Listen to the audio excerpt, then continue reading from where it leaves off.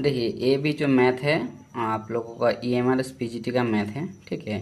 और ये जो हम लोग जो जानते हैं वेक्टर का बारे में, वेक्टर रिलेटेड प्रॉब्लम है, ठीक है। और वेक्टर का जो बेसिक प्रॉपर्टी होता है जैसे पैरेललोग्राम लॉस होता है और वेक्टर्स का जो ट्रायंगल प्रॉपर्टीज होता है उसी फॉर्मूला से ये मैथ को दिया गया। देखिए बहुत आसान है और इजी भी है, थोड़ा थोड़ा करके देखिए। दिया हुआ है ए वेक्टर दिया हुआ है तेरा vector if the vector ABC from the side, मतलब बोलना चाहते हैं एक थ्री वेक्टर दिया है और एक ट्रायंगल दिया हुआ है जिसका साइड BC CA AB है और तीनों वेक्टर साइड का ये दिया हुआ है, एक को A वेक्टर माना है, दूसरा को B वेक्टर, तीसरा को C वेक्टर। देखिए जैसे दिया हुआ है BC is equal to A vector, ठीक है, और AC equal to B vector और AB equal to C vector, तीनों वेक्टर को दिया हुआ है। और फिर ट्रायंगल ABC है, जो ABC एक ट्रायंगल है, तो आपको बोलना चाहिए कौन सा A cross B is equal to B cross C is equal to C cross A, नहीं तो A dot B A dot C B dot C equal to 0, नहीं तो A cross A cross C A cross B equal to 0 और A dot B dot C और C dot B equal to 0। देखिए triangle का property हम लोग क्या जानते हैं, बाय द ट्रायंगल प्रॉपर्टी ये जो कार ये जो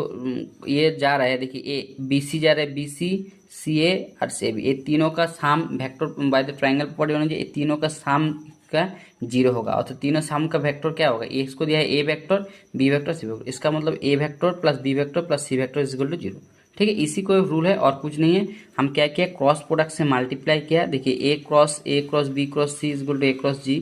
और देखिए इस क्रॉस कर ए क्रॉस बी और A cross C is equal to, क्योंकि कोई भी जीरो के साथ जीरो वेक्टर हो जाएगा। सो यहाँ पर हम लोग क्या जानते हैं A क्रॉस A क्या होता है, A क्रॉस A कोई भी वेक्टर के साथ क्रॉस करेंगे तो ये जीरो वेक्टर होगा, तो जीरो और A क्रॉस B और यहाँ पर आ गया A क्रॉस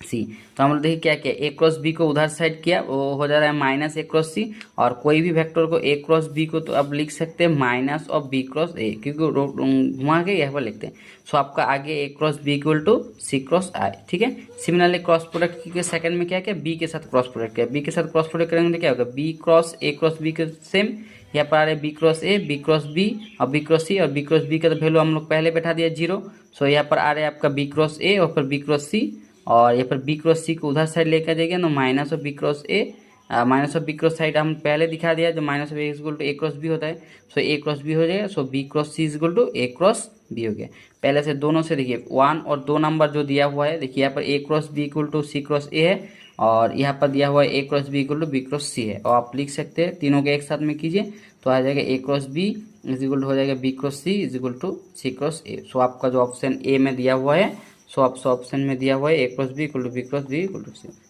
थैंक यू, अच्छा लगे तो प्लीज़ लाइक सब्सक्राइब कीजिए।